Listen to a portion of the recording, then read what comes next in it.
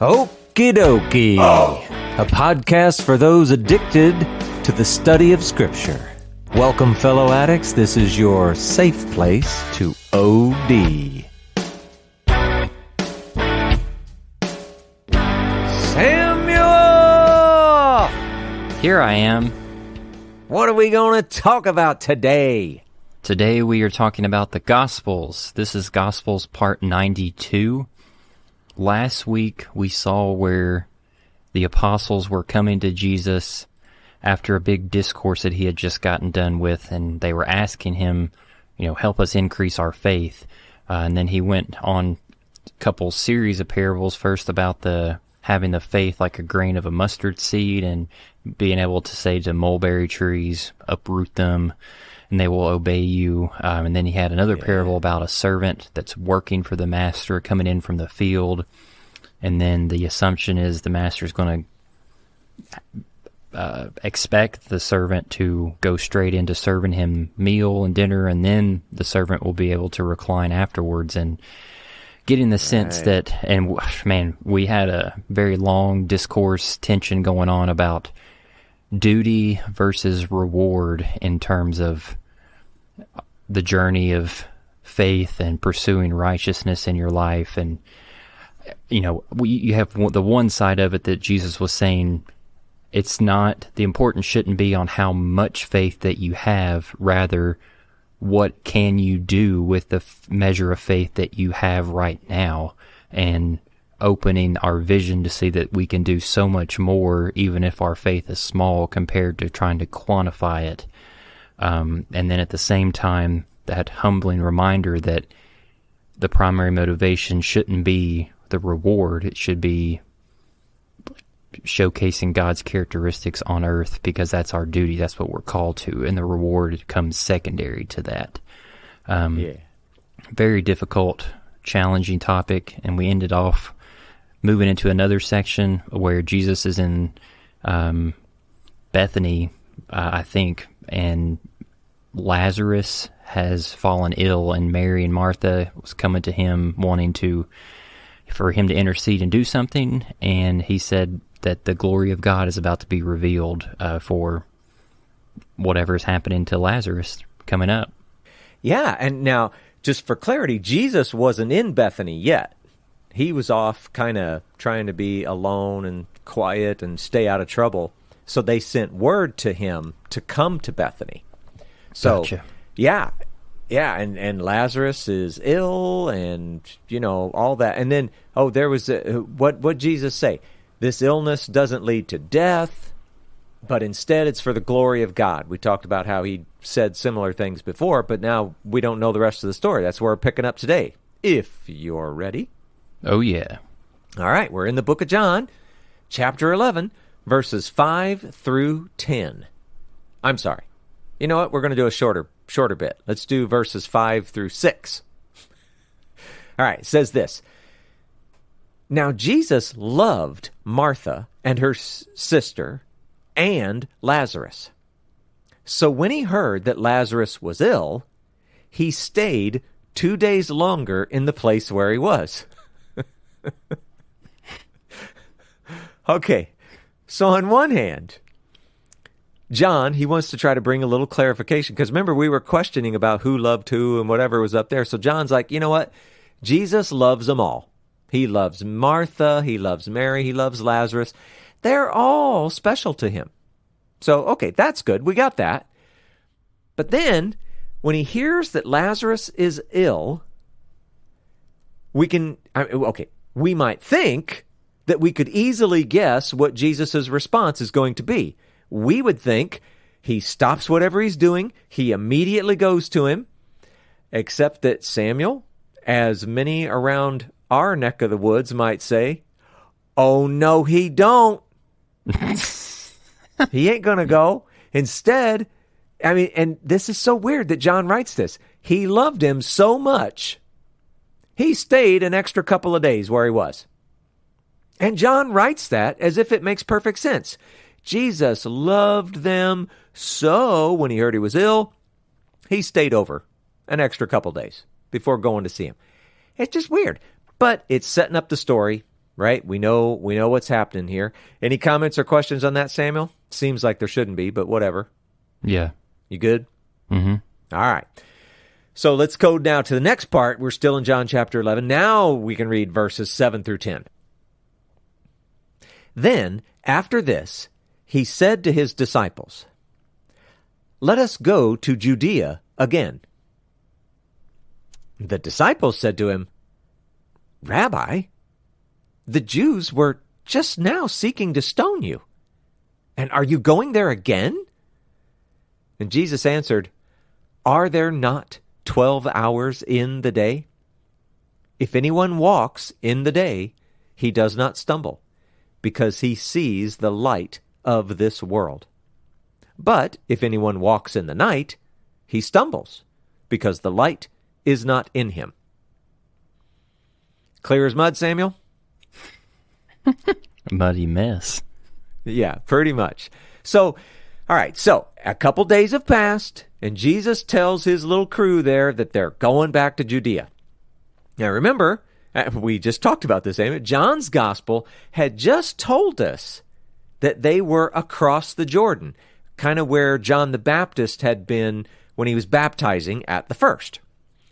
So the disciples aren't liking the sound of this, and they remind Jesus, "Hey, remember there are Jews who are seeking to stone you, and it wasn't that long ago," right? They even question him, "Do you really want to go there again?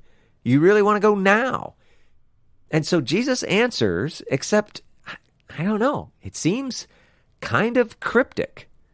You would think the answer would be something more along the lines of, "Why, yes, I do," or, "Gee, no, thanks for bringing that up. Maybe we should just stay." But no, instead, he does this whole thing about 12 hours in the day and walking and not stumbling, whatever. Okay, so I guess let's talk about some of the basic concepts. Maybe some of the basic stuff isn't too bad.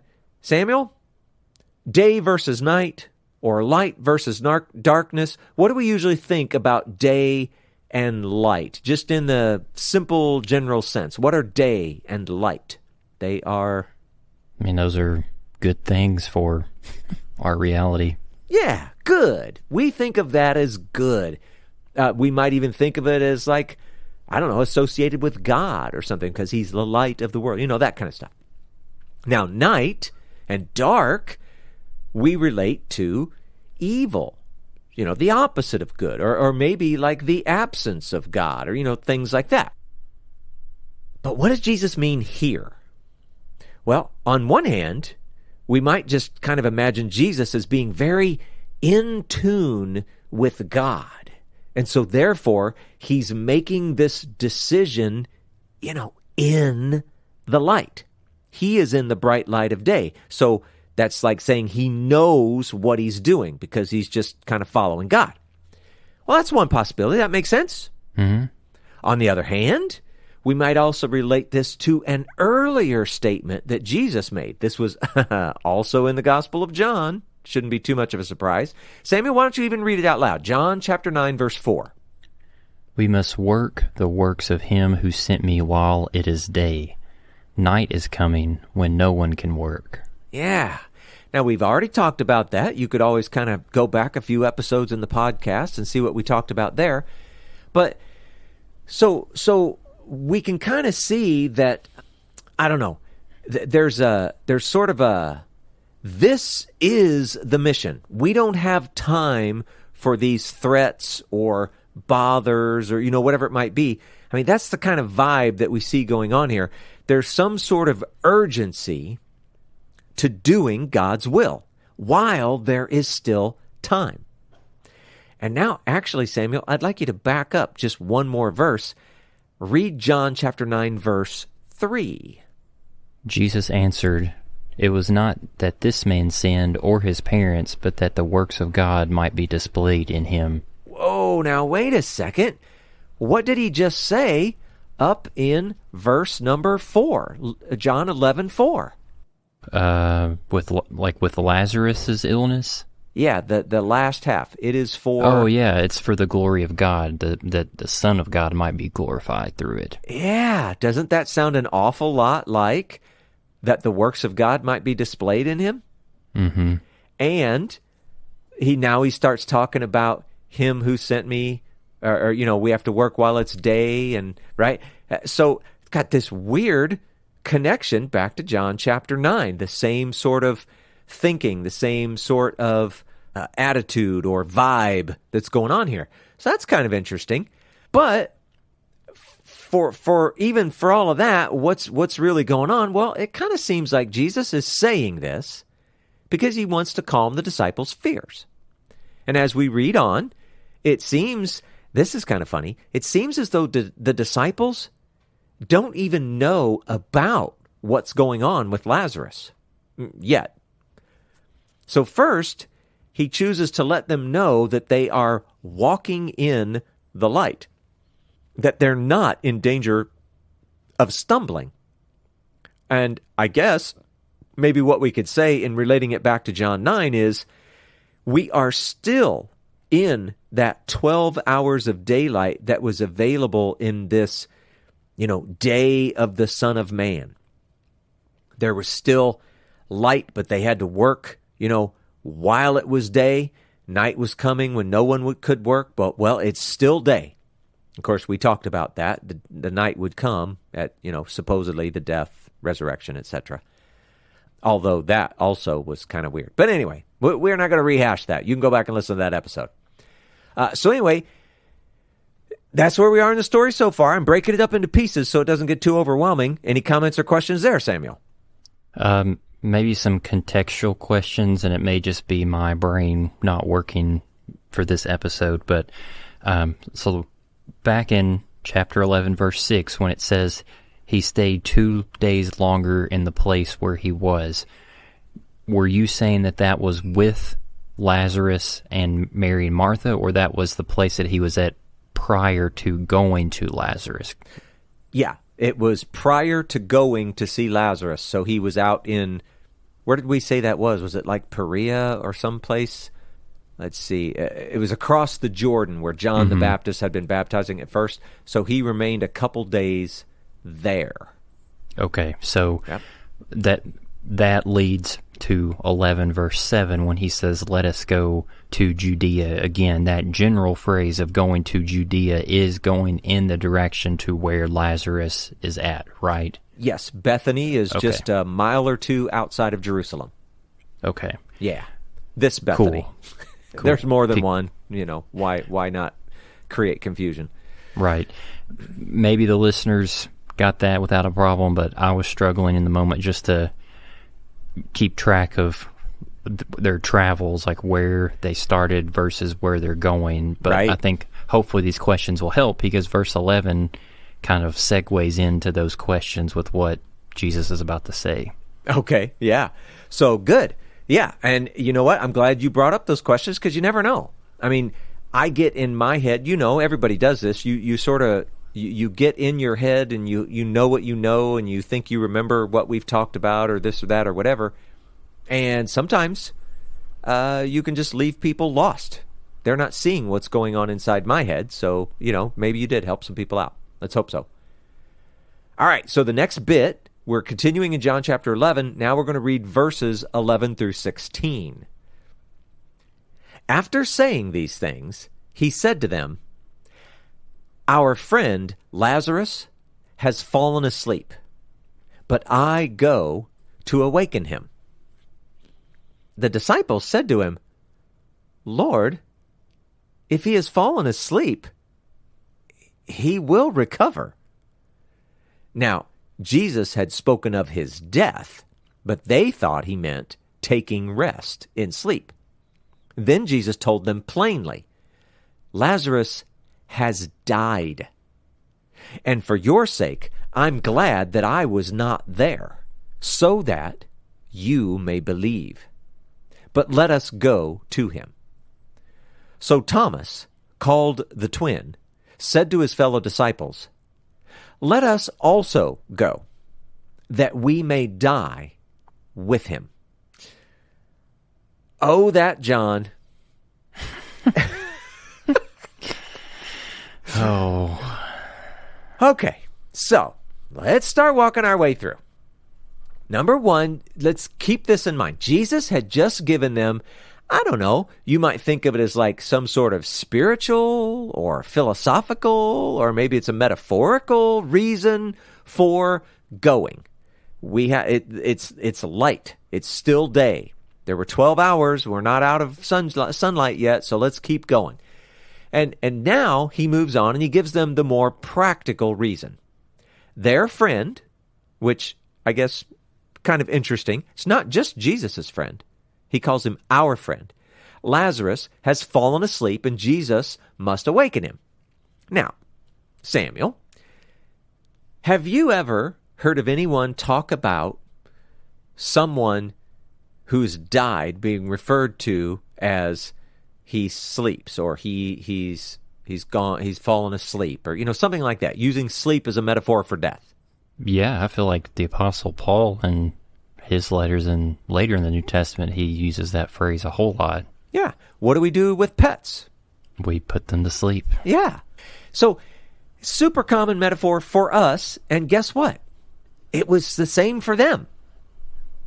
It's like just on the surface, just the plain literal sense, it doesn't make any sense that they don't know what he's talking about. This John, he's just a strange writer. So anyway, super common metaphor. It isn't a great stretch to think they should have understood his meaning, and we don't know this. We maybe assumed that they also knew that he was sick. But then again, Jesus specifically said that he would not die. Or did he? What exactly was the phrase he used? He said, this illness does not lead to death. But still, if you were there, if you didn't know he was sick, none of this would make any sense. If you did know he was sick, you would have heard Jesus say it's not going to lead to death, and so you're even more confused. But they didn't understand. And I don't know, Samuel, you tell me what you think. I kind of feel like the disciples got a little snarky. I mean, if we could exaggerate what they were saying just a little bit, it might come out something like, Lord, though Lazarus has been overcome by this great malady called sleep, history and experience tells us he's going to be okay. Right? Now, okay, again, I'm exaggerating, but it's like, Lord, if he's fallen asleep, he will recover. Would you say something like that to Jesus?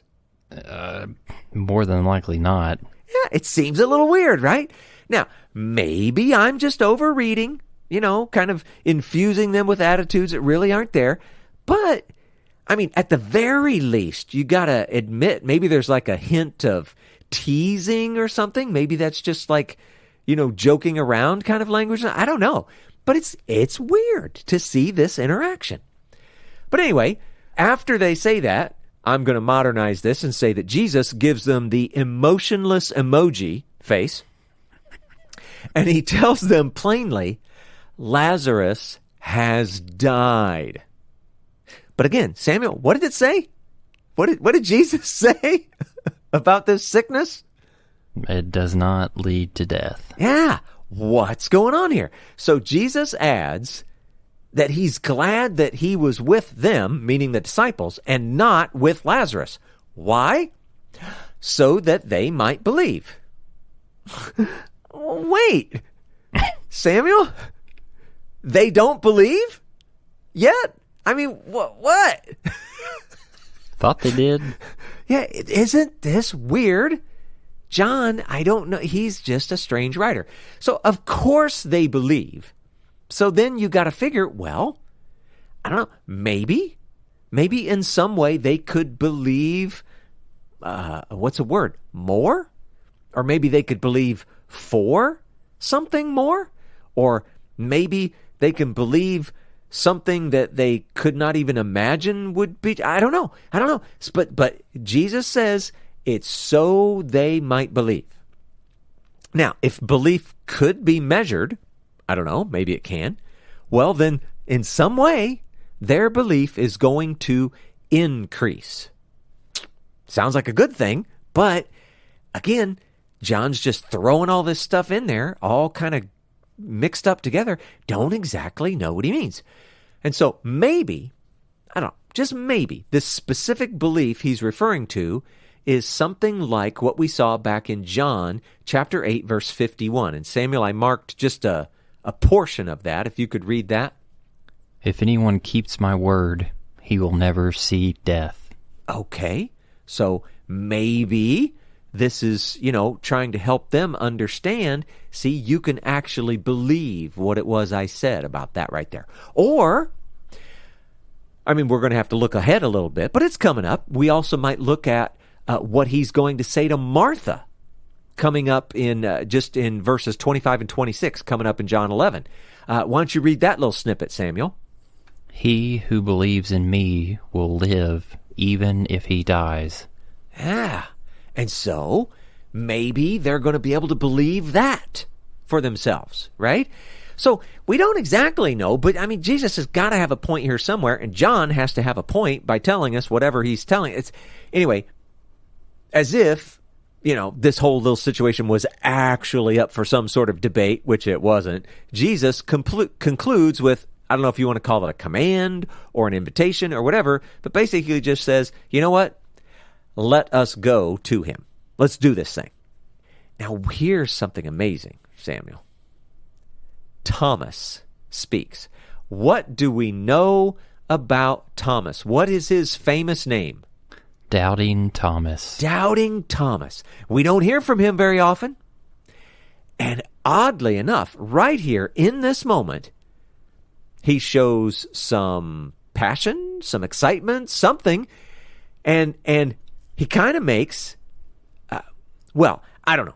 I think that his actions here are a little bit surprising, or maybe even ironic, considering that he's most known for being Doubting Thomas in the end. He is suggesting being faithful to their master, Jesus, even unto death. And just to make it clear, because I know that occasionally if you're reading something quickly, you kind of forget who the pronouns are referring to. Just for clarity, he's referring to joining Jesus in death from stoning, not joining Lazarus in death. Just in case anybody's confused by that.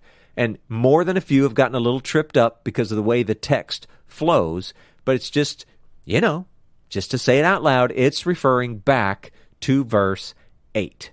Let us also go that we may die with him, because they were afraid he was going to be stoned. That all kind of makes sense, Samuel? I think so, yeah. And is there this is a little bit aside from the main point with Thomas, but I don't know if you mentioned or not, in the beginning of verse 16, it says he's called the twin. Did he have an actual twin? Do you know what the significance is behind that phrasing of him? Well, we don't know for certain, as far as I know. But I remember, I don't know what episode this was, so you'll just have to go back and listen to them all. But we talked about each of the disciples. We sort of reviewed who the 12 were and what we knew about them or whatever. And at that point, I don't remember everything that we said, but I remember there was speculation that he actually looked like Jesus.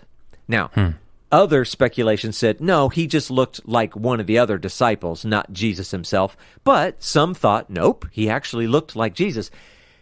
Whatever the point was, and whoever they were talking about, he looked like someone in their group. And so you have to assume it was probably one of the big boys like Jesus himself, or maybe Peter or John or something like that. But yeah, it's all speculation. But anyway, Gotcha. Yeah, there was that. Interesting nonetheless. It is. Yeah. Anything else? Let's see what's next. Okay, yeah, this is getting good. So let's see. We're still in John 11. We're going to read verses 17 to 19. Now, when Jesus came, he found that Lazarus had already been in the tomb 4 days. Bethany was near Jerusalem, about 2 miles off. And many of the Jews had come to Martha and Mary to console them concerning their brother. Okay.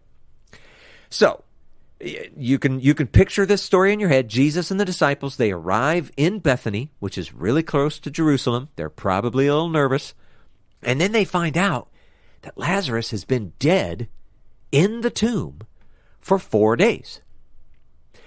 Now, this is significant because there is this, and you could call it a story or an understanding or a tradition or a myth or whatever it was in first century Judaism, but their understanding was that a man's spirit would hang around for a maximum of 3 days after you died, just in case you revived, just in case you woke up.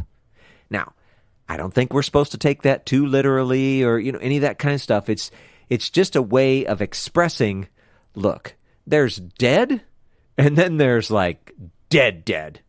And so maybe we could even call it mostly dead versus dead. Well, it just so happens that your friend here is only mostly dead.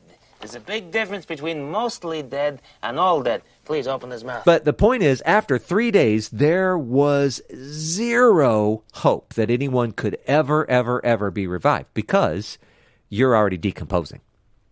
So, now the point is that this story and the 4 days are relating, this very significant fact that he wasn't just mostly dead, but he was like dead, completely dead, unrecoverable, unrevivable, dead.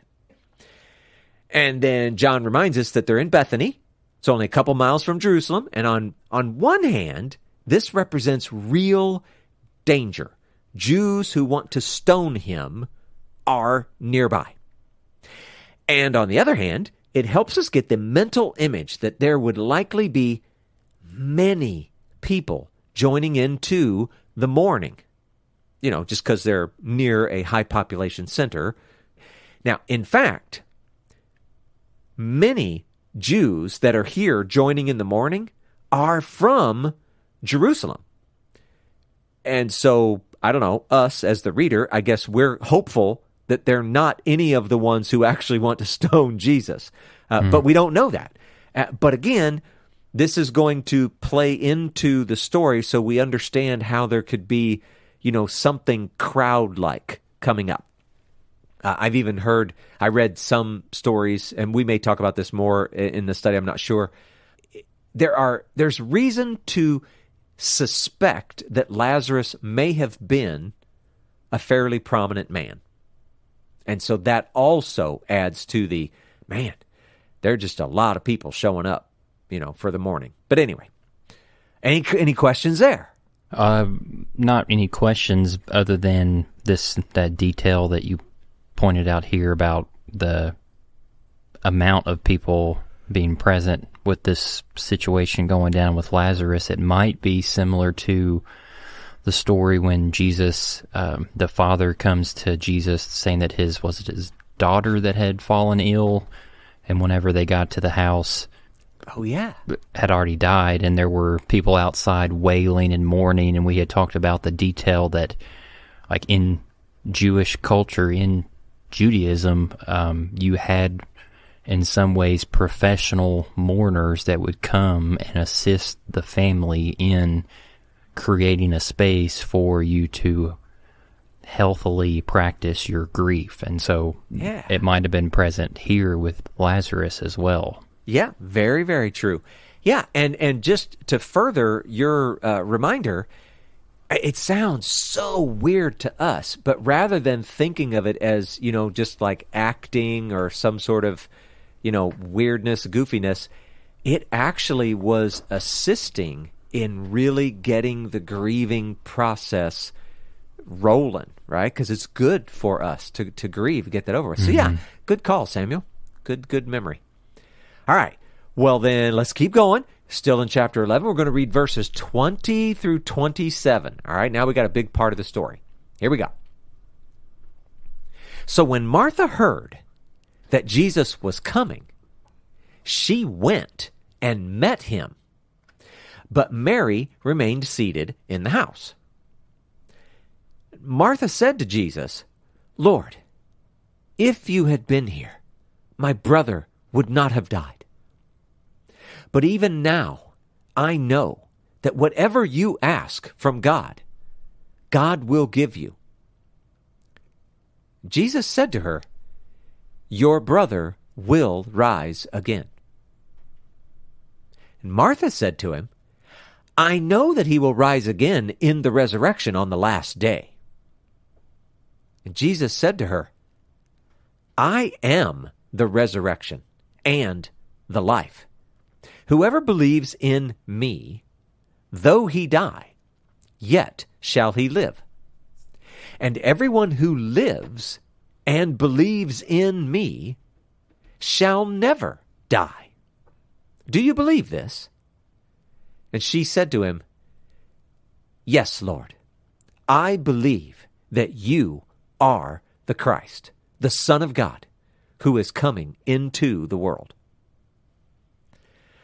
Okay, now this isn't quite so confusing and weird. So what do we got going on here, Samuel? Finally getting into the meat of the story. Martha hears that Jesus is finally on his way, and she goes to him. In fact, she meets him before he even gets to their village. And then John adds that Mary doesn't go.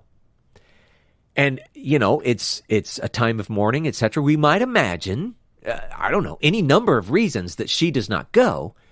But, and we're going to read a little bit later, it doesn't appear as though Mary actually got the information that Jesus was there. Only Martha did. And maybe Martha didn't tell her, at least not yet. And again, there may be many reasons for this, and I could just be plain wrong. Maybe she turned around and told her, and Mary was like, "Hey, I ain't moving. I'm, crying," or whatever. I don't know. But you have to wonder, did Martha want some alone time with Jesus because she knew that if Mary was there, she probably wasn't going to get much time with him at all? And all I can say to that is maybe. But it does seem possible.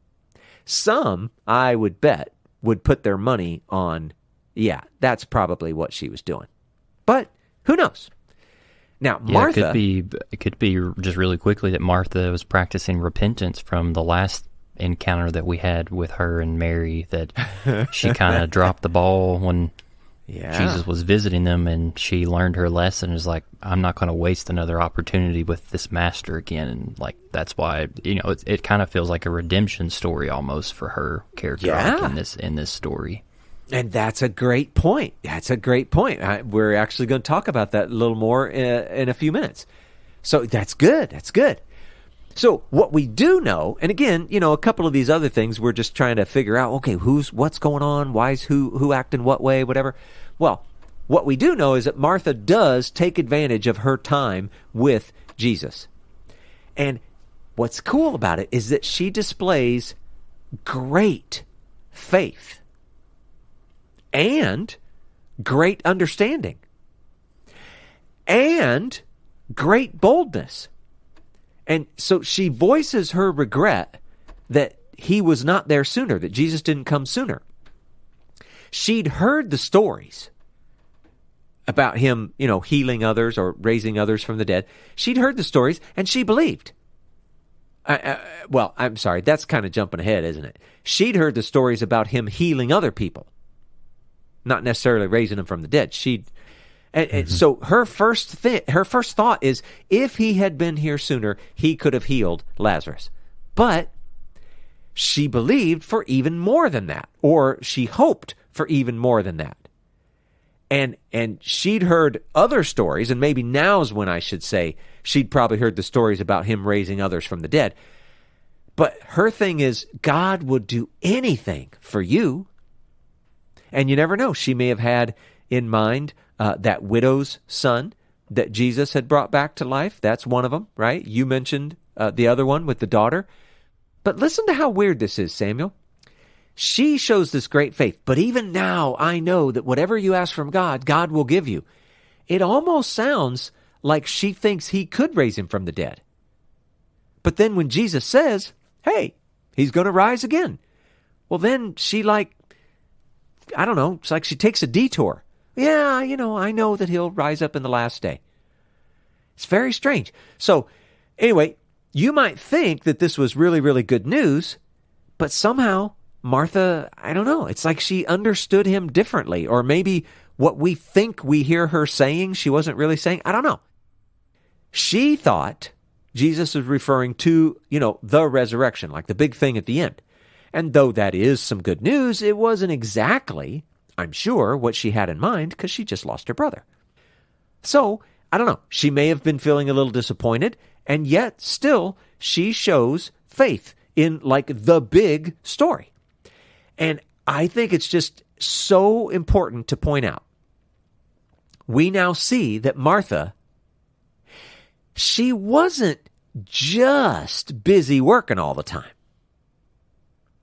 She obviously had been listening too.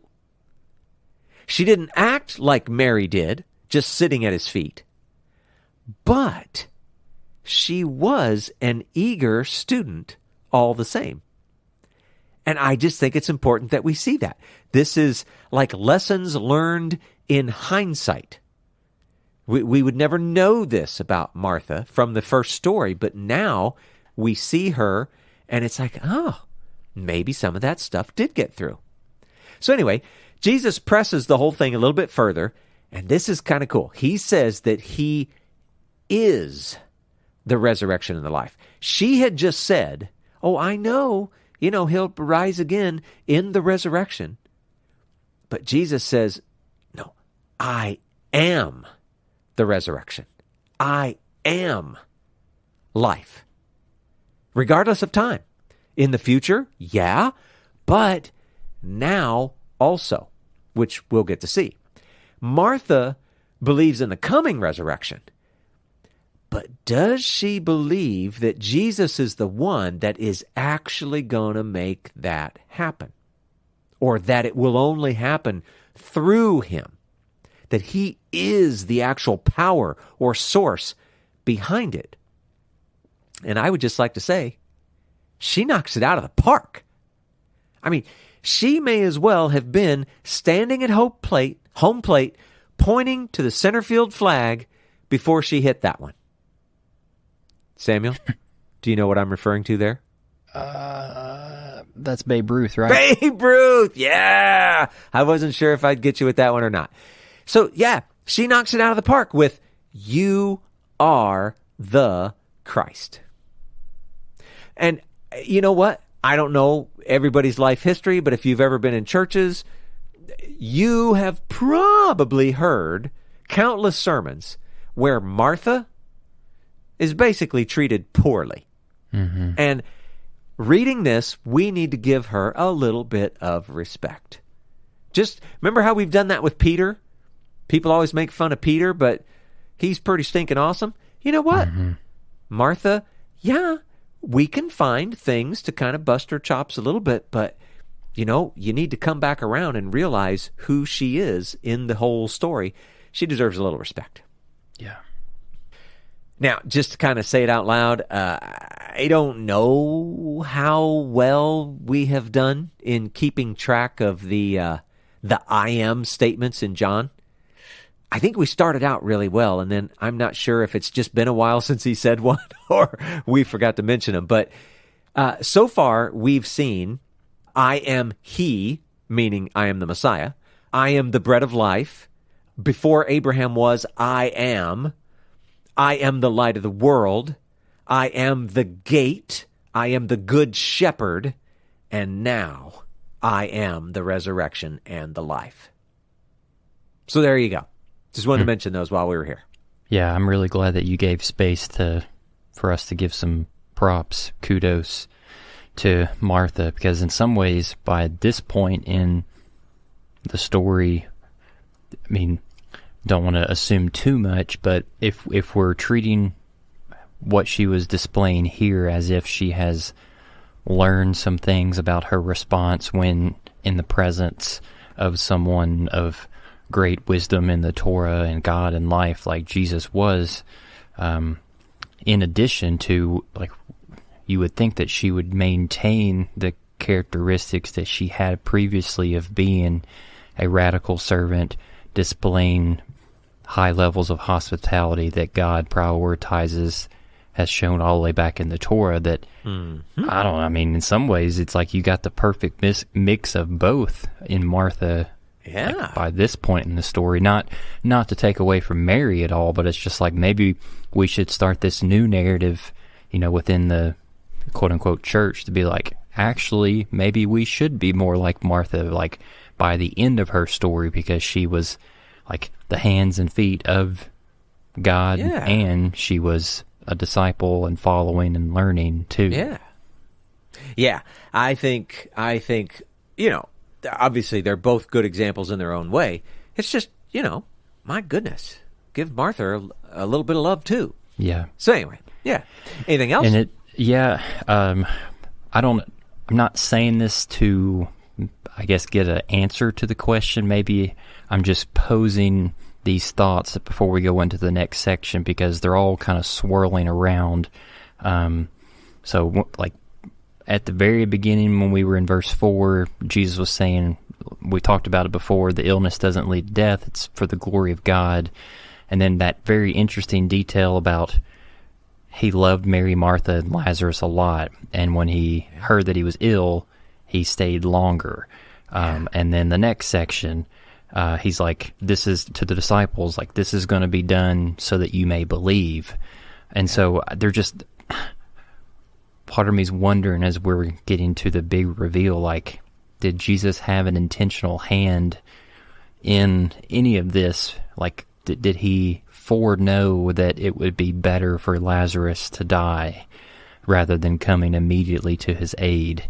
It's just things that I'm thinking about as we're moving forward, because the text is dropping little hints that Jesus wanted things to go a certain way rather than, it being like an ambulance, like, I'm coming right there. Yeah, I think you're totally right, and I think that's exactly what John's doing. And if we keep reading, etc., we're going to see it. Yeah, but I think it's totally intentional for us to see. Yeah. All right, well, let's do this next bit. Still in chapter 11, we're going to read verses 28 to 31. When she had said this, she went and called her sister Mary, saying in private, "The teacher is here and is calling for you." And when she heard it, she rose quickly and went to him.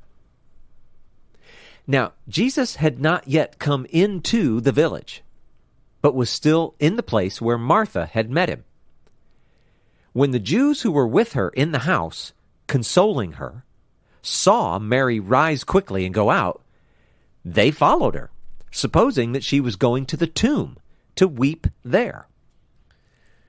So, Martha gets the little bit of alone time she wanted, or at least we're kind of assuming that in the story. And then she goes all the way back to their house to get Mary. And she doesn't even use his name. She only refers to him as the teacher.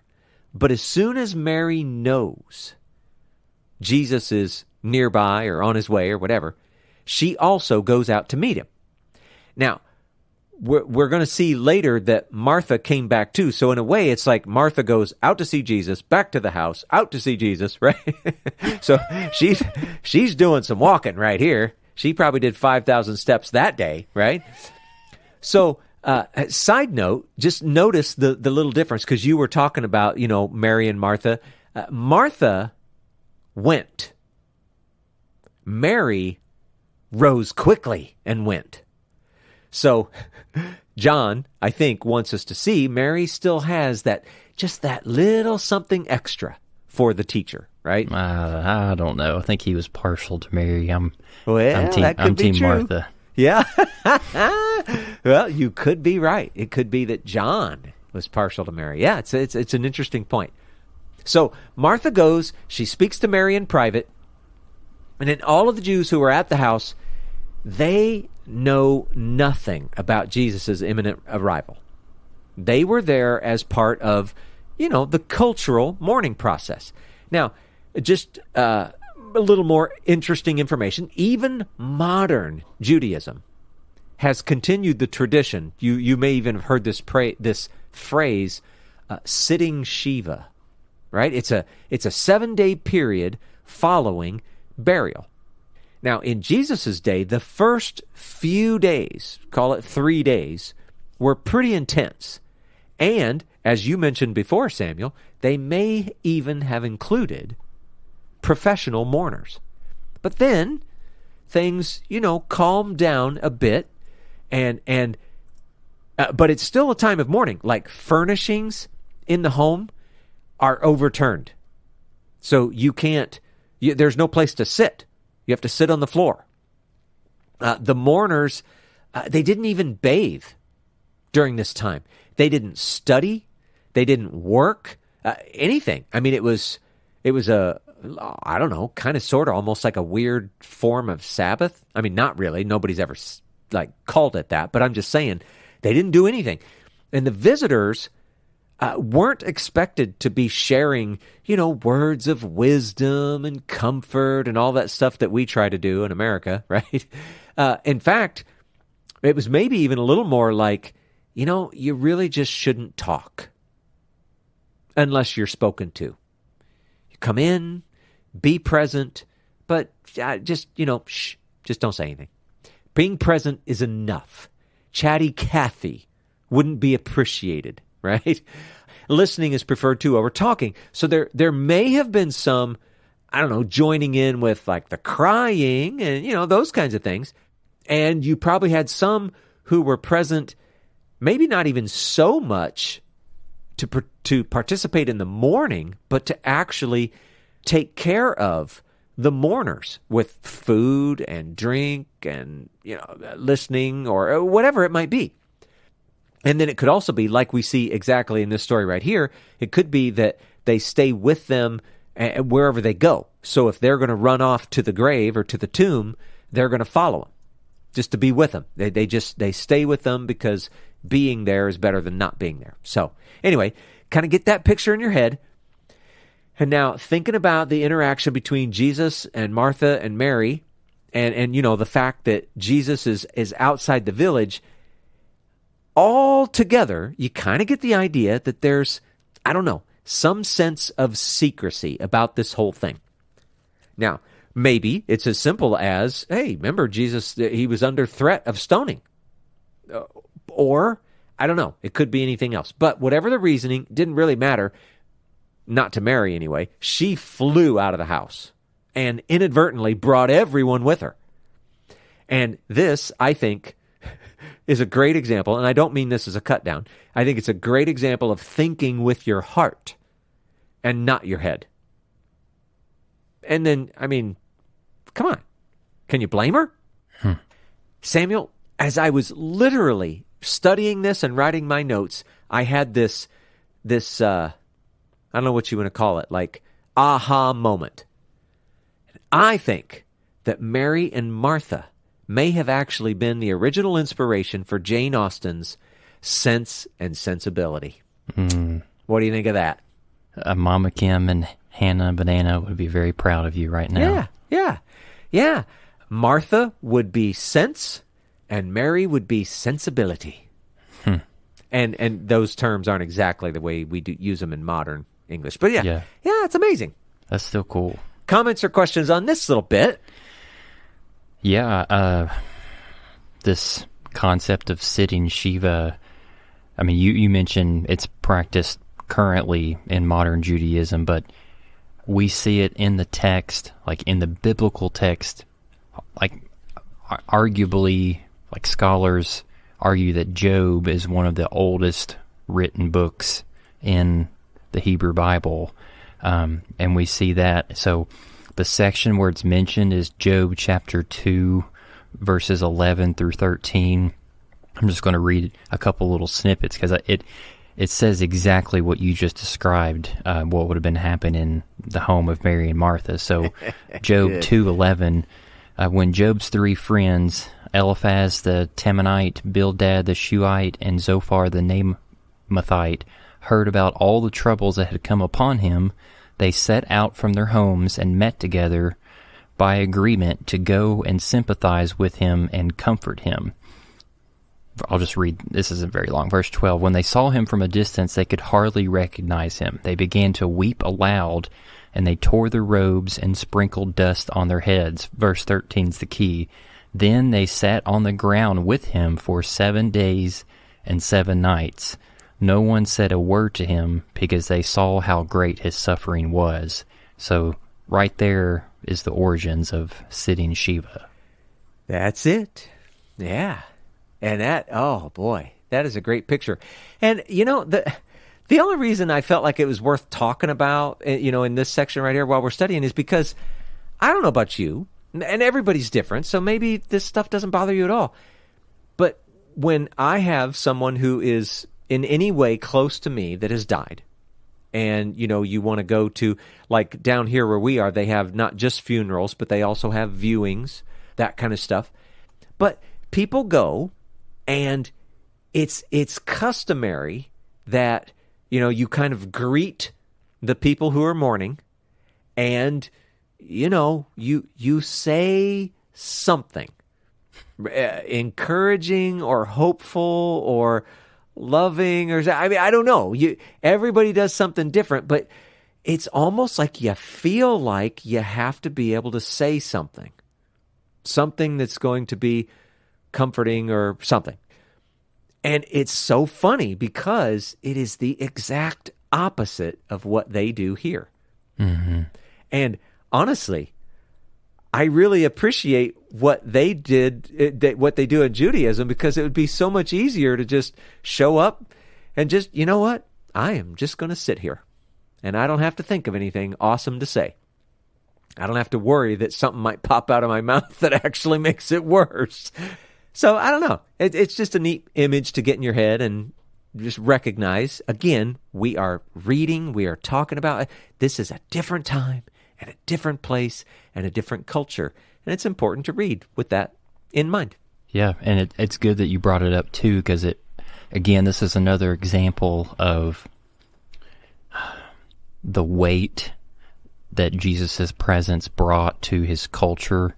We've seen this previously in that story where there was a funeral procession happening outside. People were traveling with the body, and we had talked about how it was customary, it was respectful in Jewish culture that whenever you have a funeral procession going by, you stop and you let them pass. I mean, it happens now in our culture here in the West, like whenever there's a parade of funeral cars, you stop in the middle of traffic and let them go by. But the only exception was like if a king was out in public, the king took precedence. Right. And so we saw that with Jesus. And then here, I mean, the seriousness in which sitting Shiva has associated with it for the reader of the gospel, listener that was being delivered orally, it would have been shocking to hear this story, because like, wait, all these people are stone-faced, they're solemn, they're trying to be present with this people, this family, someone just died, and then all of a sudden you have this woman rushing out of the house, and then it's just like a magnet, and everybody else floods out with her. Like, it would have felt like pandemonium. Like, I don't know. That's the picture I'm getting in my head. Yeah.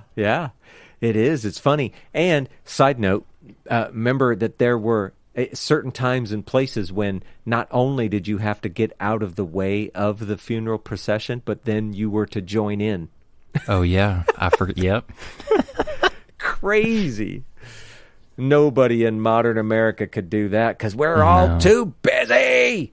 But yeah, that's funny. Well, Samuel, we are not going to do the next section because it's too much, so we aren't going to get to the big ending of the story. But hey, enjoy your cliffhanger. That's right. That should be our subheading for Okie Dokie Mos. Yeah. Well, anyway, unless you have something else, Samuel, I think that we are done. Okie dokie. Thanks for listening to the Okie Dokie Mos podcast. Don't forget to subscribe so you never miss an episode. And be sure to leave us a rating and a review to let us know how this content is impacting your life. You can find out more information about the podcast at www.okidokimos.com. And if you'd like to get a hold of us, please send us an email at okidokimos@gmail.com. Until next time, we pray that you will do your best to present yourself to God as one approved, a worker who has no need to be ashamed, rightly handling the word of truth. We'll talk to you again soon.